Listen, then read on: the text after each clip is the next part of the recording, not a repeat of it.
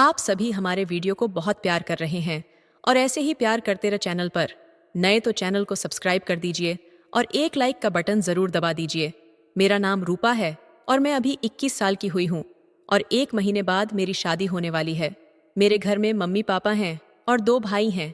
मैं अभी शादी नहीं करना चाहती थी, लेकिन मेरे मम्मी पापा के कहने पर शादी कर रही हूँ।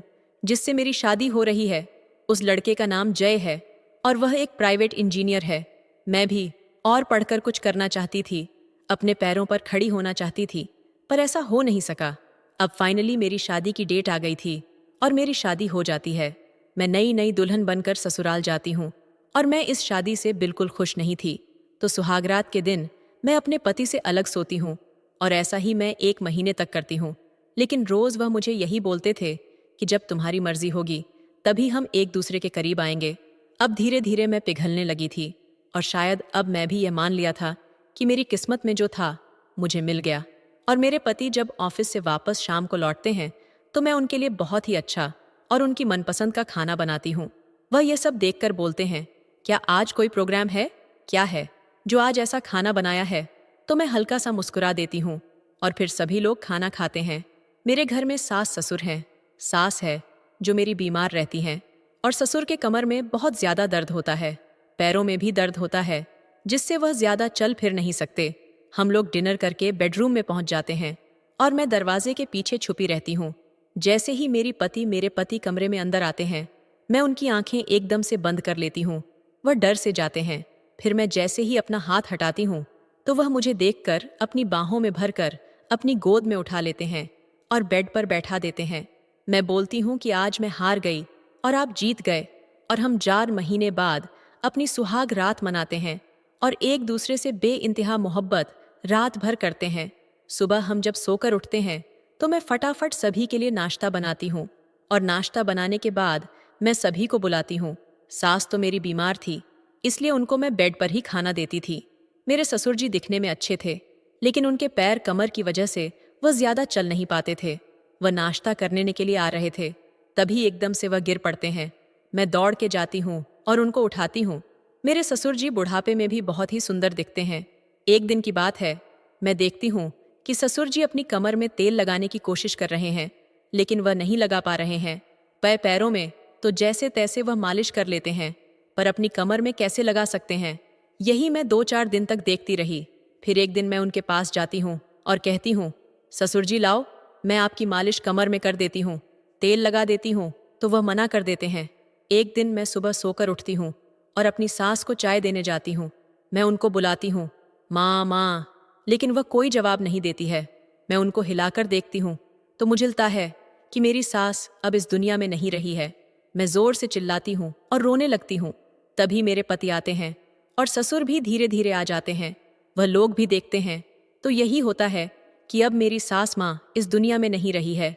ये दुख हमने कैसे झेला, क्योंकि सासू माँ मेरी चल फिर नहीं सकती थी, लेकिन स्वभाव की वह बहुत ही अच्छी थी। तब हमारी सास को गुजरे हुए 1 महीना हो जाता है। ससुर जी एक दिन अपने कमर पर तेल लगाने की कोशिश कर रहे थे, तभी मैं उनके पास जाती हूँ।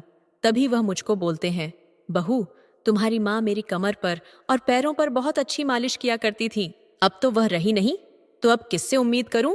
तो मैंने बोला, ससुर जी लाओ, मैं आपके कमर की मालिश कर देती हूँ। जब से मेरी सास खत्म हुई थी, मेरे ससुर जी भी की हालत कुछ सही नहीं रहती थी।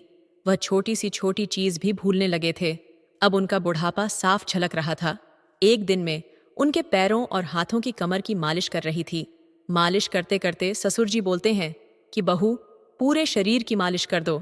मैं यह सुनकर थोड़ा हैरान होती हूँ तो मैं मन में सोचती हूँ कि चलो, मेरे ससुर जी अब बूढ़े हो चले हैं। यह कहानी एक महिला की है जो अपने परिवार की सेवा और देखभाल में जुटी रहती है।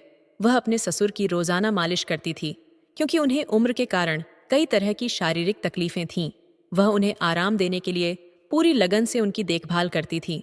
एक दिन जब वह अपने ससुर की मालिश कर रही थी, उसके पति ऑफिस से जल्दी घर लौट आए। उन्होंने देखा कि वह अपने ससुर की पूरी तरह से सेवा में लगी हुई है। यह देखकर उनके पति को गुस्सा आ गया और उन्होंने इसे गलत ठहराया। पति ने अपनी पत्नी को सख्ती से मना किया कि वह इस तरह की सेवा न करे। उन्होंने कहा कि यह ठीक नहीं है और इससे कोई ऊंच नीच हो सकती है। महिला ने यह समझाने की कोशिश की कि ससुर जी अब बूढ़े हो चुके हैं और उन्हें उनकी देखभाल की जरूरत है, लेकिन पति अपनी जिद पर अड़े रहे। एक दिन मालिश के दौरान ससुर जी अजीब अजीब आवाजें निकालने लगे। वह यह समझ नहीं पाई कि ऐसा क्यों हो रहा है। थोड़ी देर बाद उन्होंने बताया कि उनकी कमर में बहुत दर्द हो रहा है। महिला ने उन्हें पेट के बल लेटने के लिए कहा और पूरी लगन से उनकी मालिश की। इस देखभाल से ससुर जी को बहुत राहत मिली और वह आराम से सो गए। हालांकि जब पति को यह बात पता चली तो उन्होंने फिर झगड़ा किया। ससुर जी ने यह सब सुना और अगली सुबह उन्होंने बहू को मालिश करने से मना कर दिया। अगले दिन जब पति ऑफिस से लौटे तो ससुर जी ने उन्हें बुलाया। उन्होंने एक पुराना संदूक खोला और उसमें से ढेर सारे सोने के सिक्के निकाले। उन्होंने वह सारे सिक्के बहू और बेटे को दे दिए, यह कहते हुए कि यह उनकी सेवा का फल है। सोने के सिक्के देखकर पति बहुत खुश हो गए। महिला ने उन्हें ताना दिया कि जब सेवा करने की बात आती थी तो वे मना करते थे, लेकिन दौलत मिलने पर खुश हो गए। उसी रात ससुर जी को दिल का दौरा पड़ा और उनकी मृत्यु हो गई। महिला इस बात पर बहुत दुखी हुई और उसने अपने पति को इसके लिए दोषी ठहराया। उसने कहा कि अगर वे अपनी नकारात्मक बातें न कहते तो शायद ससुर जी अभी हमारे साथ होते। अब ससुर जी की मृत्यु को 1 महीना बीत चुका था। सासू माँ पहले ही इस दुनिया से जा चुकी थीं। महिला को यह सोचकर बहुत दुख होता है कि उसने जो कुछ किया वह सिर्फ अपने ससुर की सेवा और देखभाल के लिए किया था। वह सोचती है कि क्या उसने कोई गलती की या फिर उसके पति का स्वार्थी व्यवहार गलत था। यह कहानी सिर्फ मनोरंजन के उद्देश्य से लिखी गई है और इसका किसी जीवित या मृत व्यक्ति से कोई संबंध नहीं है। इसमें किसी जाति, धर्म या समुदाय को ठेस पहुंचाने का कोई इरादा नहीं है। अगर आपको यह कहानी पसंद आई हो तो हमारे चैनल को सब्सक्राइब जरूर करें और बेल आइकन दबाएं ताकि आप हमारी